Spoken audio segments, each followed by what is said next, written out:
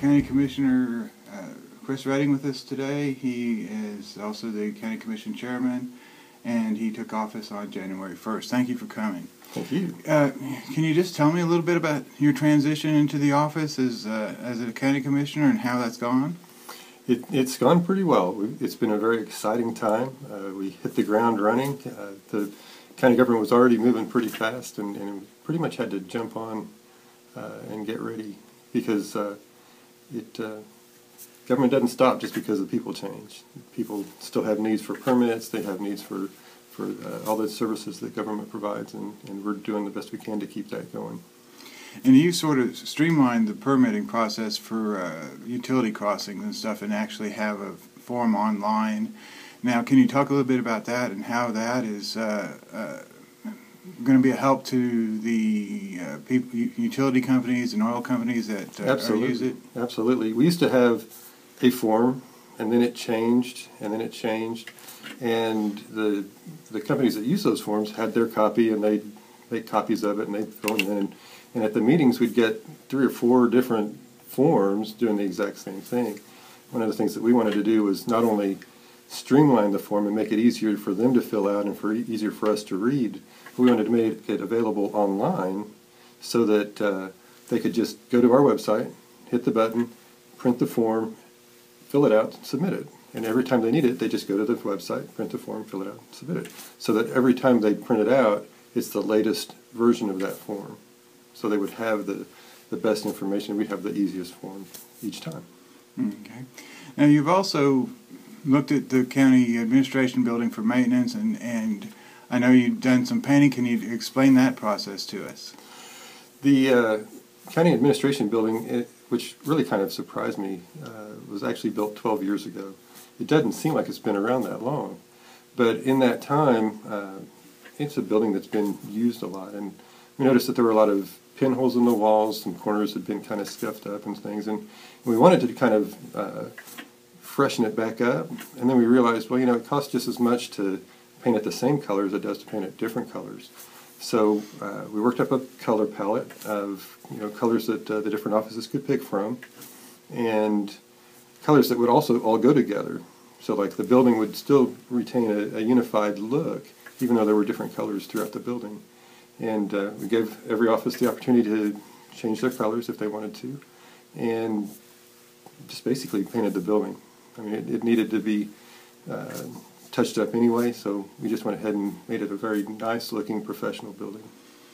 And you did that without disrupting any of the offices either, so most of the painting was done at night, I All the painting was done at night. The biggest disruption was like at 4:30, 4:45, everyone had to move their desk about 1.5 feet away from the wall, and then they came in and painted, and the next morning they came a little bit early, move it back. The biggest logistical exercise was actually the county clerk's office, where they have that just one giant room and you really can't do anything. So we planned that over a holiday weekend, and we brought in some people and moved everything away Friday evening, and then Monday evening, after the painters had done their work, came back and moved it back. And all that you noticed was that it was a beautiful new paint job. There was no disruption in any of their business or any of the other businesses for that matter. That sounds good. You also looked at the county telephone system, which at best was antiquated, and you made some changes. Can you talk about the changes that were made and are being made? Because I understand that you're looking to get that. Actually, the actual transition is coming up later this month, and it's a pretty big logistical thing. Prior to this, every phone had its own phone line, and we were paying anywhere from $10 to $25, depending on the billing cycle, for each of those lines.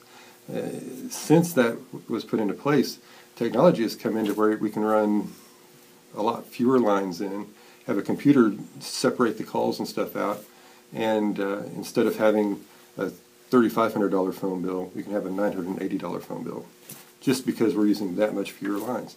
Then we move into a more up-to-date phone system, that each phone is actually a little computer that has programmability, where you can set up your buttons to where you can forward calls. You can have you can have your calls from your desk forwarded to your cell phone. I mean, all sorts of stuff, plus voicemail, that you can retrieve not only at your desk but anywhere in the world if you can call in. Things like that we don't have now. That really, I think, in the long run, will make it a much more efficient workplace.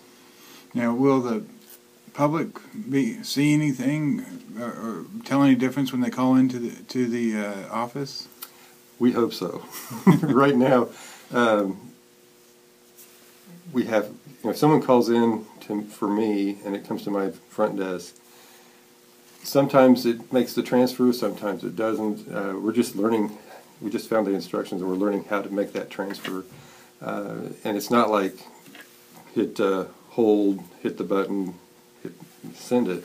It's a actual process to make that go. And so we always had to warn people, or just give them the number and say, if you want to do it fast, just call across the hall. Here's the number. Now we'll be able to call anywhere in the building with just a push of a button. That certainly does make it more efficient. The Oklahoma State University for the last couple of years has looked at energy efficiency in their buildings, and I know you guys have just started looking into that.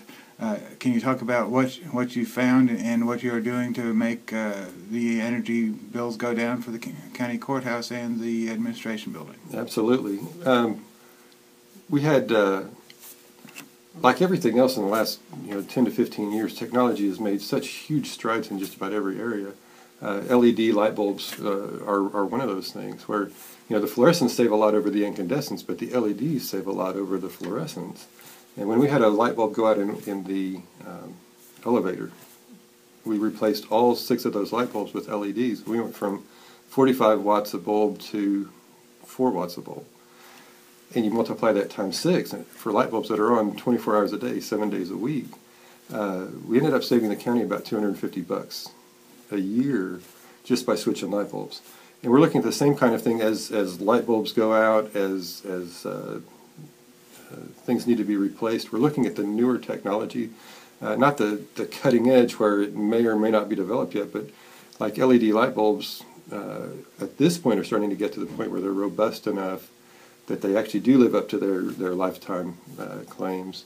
And if you understand how they actually work and you can keep them cool, they're a great way to save a lot of money, especially on light bulbs that are on a lot of the time.